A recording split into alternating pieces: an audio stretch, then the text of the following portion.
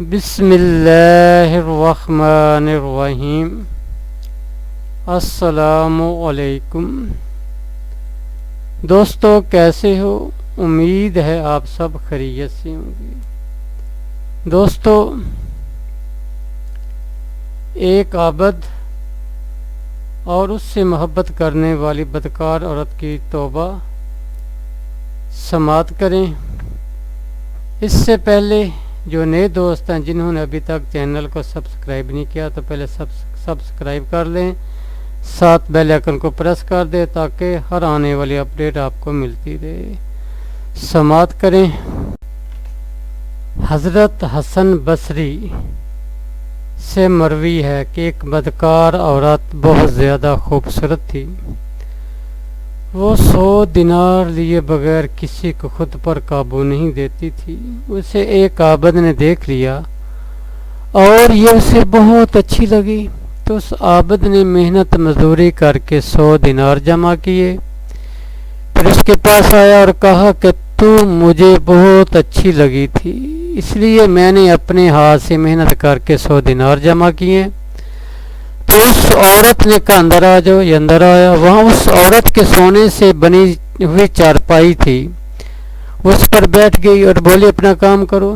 تو جب یہ اپنا مقصد پورا کرنے اس کے پاس بیٹھ گیا تو اس کو اللہ تعالیٰ کے سامنے حاضری یاد آ گئی اور اس پر کپ کپی طاری ہو گئی۔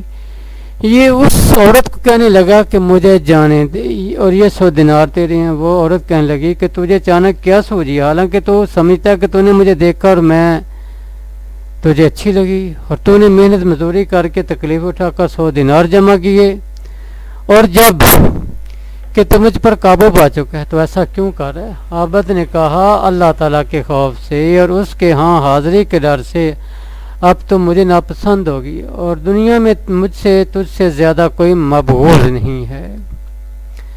تو اس عورت نے کہا کہ اگر تو اپنی بات میں سچا تو تیرے علاوہ میرا شوہر کوئی اور نہیں ہو سکتا۔ عابد بولا مجھے جانے دے۔ اس عورت نے کہا نہیں، مگر ایک شرط پر کہ تم مجھ سے شادی کرے گا۔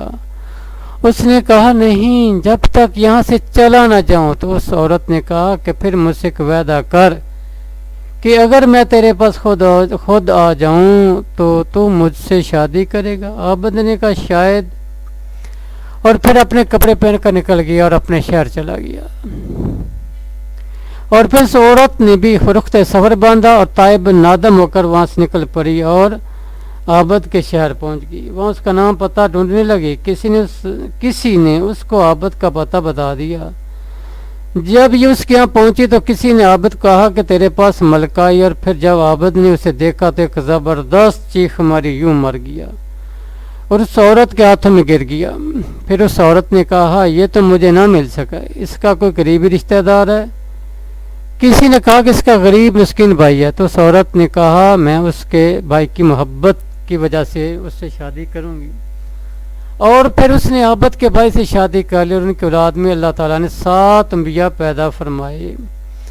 دوستو، امید کرتا ہوں یہ میسج، یہ ویڈیو آپ کو اچھی لگے گی۔ اگر اچھی لگے تو ویڈیو کو لائک بھی کرنا، شیئر بھی کرنا، کمنٹس بھی کرنا۔ اللہ حافظ، دعا کی درخواست۔